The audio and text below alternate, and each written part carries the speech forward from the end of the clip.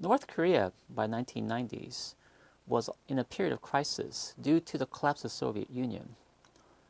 And its food production system was also in trouble as the amount of energy and effort necessary to maintain agricultural production to support the North Korean population proved to be far greater than North Korea had resources for.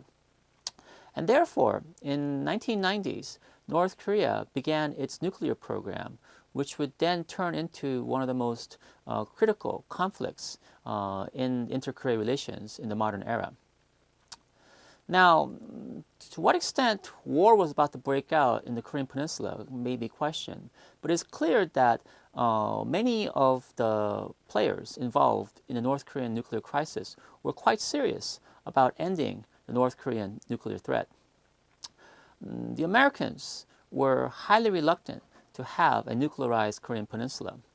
And the consequences of introducing nuclear weapons to Korea were indeed far-reaching, as we have to keep in mind that the minute North Koreans developed nuclear weapons, the Japanese would also have an incentive to develop nuclear weapons in kind. And of course, the South Korean state also had the technology and the capacity to develop nuclear weapons on its own. And so the fear was that North Korea would begin a kind of domino effect where if one were to allow the North Koreans to have nuclear weapons, then the entire region would become nuclearized. And therefore, the Americans were very insistent that the North Koreans stop their program. However, the North Korean state was also equally insistent that they be allowed to develop their nuclear program as well.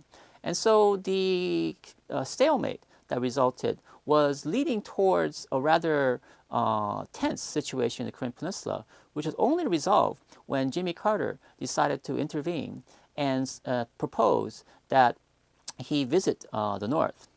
Now, surprisingly, it turns out that that's exactly what the North Koreans were hoping for, as they were more than willing to engage in discussions with the United States towards the establishment of a lasting peace and a peace treaty to end the Korean War, and the possibility of developing further economic relations with the United States.